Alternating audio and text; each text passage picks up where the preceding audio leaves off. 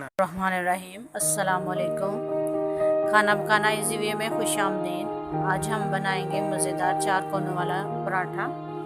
उसके लिए हमें चाहिए आटा और गूंदा हुआ आटा और साथ में ऑयल, जो कि आपको पता ही है और हमने पहले भी बताया था। उसके लिए हम पेड़ा ले लेंगे, उसके साथ छोटे छोटे टुकड़े लेके ऑयल भी लगाते जाएंगे और छोटे छोटे टुकड़े उसके ऊपर आटा, खुश्क आटा लगा के उसके ऊपर रखते जाएंगे और पेड़े बना लेंगे। ये हमने पेड़े बना लिए हैं। अब हम हाथ की मदद से पेड़ों को बेल लेंगे जिस तरह, ताकि इसके किनारे मोटे ना रहें। जब हाथ की मदद से हमने बेल लिए तो चकले के ऊपर रख के इसको बेलन के साथ रोटी की शक्ल दे देंगे और उसके बाद उसके ऊपर ऑयल लगा देंगे। हाथ की मदद से हल्का हल्का ऊपर ऑयल लगा देना रोटी के ऊपर, ताकि इसमें क्रिस्पीपन आए। और ये देखिए, हम इसको इस तरह से तय लगा देंगे जिस तरह छोटा तकिया होता है पिल्लो, वैसे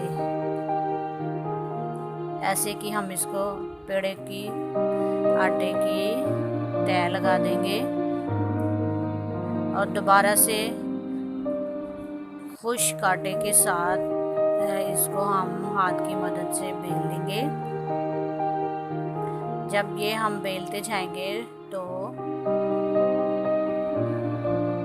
इसके किनारे बारीक हो जाएंगे।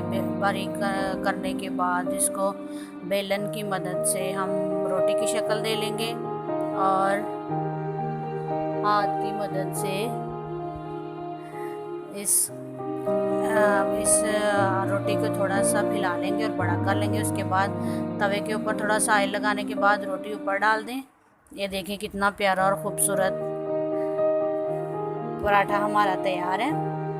बहुत क्रिस्पी है। आप बना के देखिएगा, अगर पसंद आए तो ज़रूर शेयर कीजिएगा। दही और अचार के साथ आप इसको खा सकते हैं, बहुत मज़े के हैं। शुक्रिया।